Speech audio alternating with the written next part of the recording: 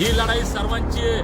लढाई पेटली आहे. लढाईला तोंड फुटलंय, रान पेटलंय. काठावर बसू नका, गंमत पाहू नका. हा करल तो करल, याचं काम त्याचं काम करू नका. आपले हेवे दावे गटतट सोडून द्या.